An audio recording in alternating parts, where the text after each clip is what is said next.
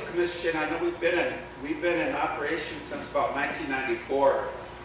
It was formed by a grant, an ANA grant, and I know that our brother from the Ponca tribe is here.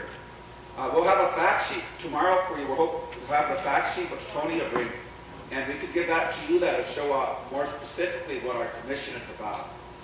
We were established in 1994, and it's, about that time, not too long ago, after that too, the land office, which is titles 18 and 19, land use environment, and title 20 is utilities.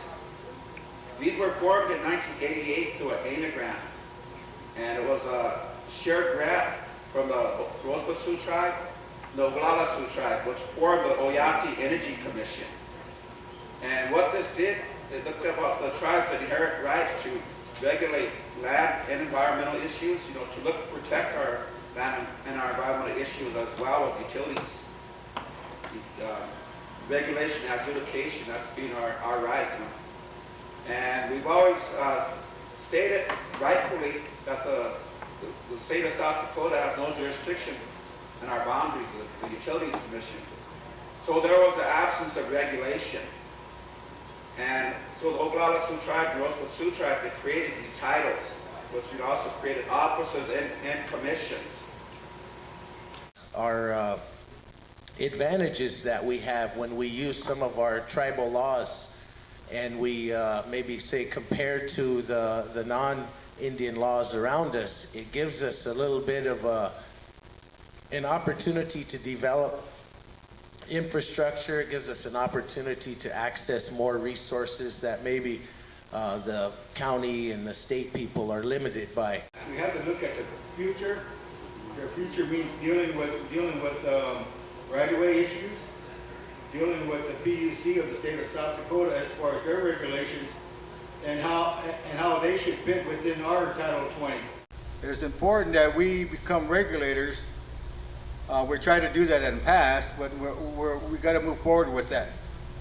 There has to be open communications with other entities in order for us to move forward.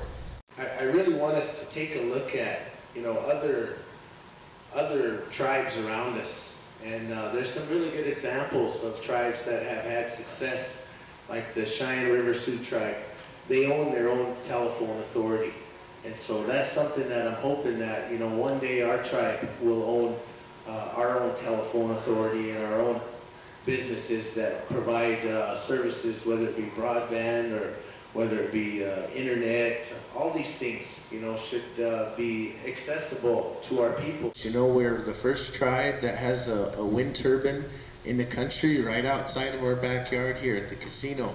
So we have a 750 kilowatt wind turbine, and that's something really unique in Indian country. So when other tribes are looking to what they could do, they often look at us.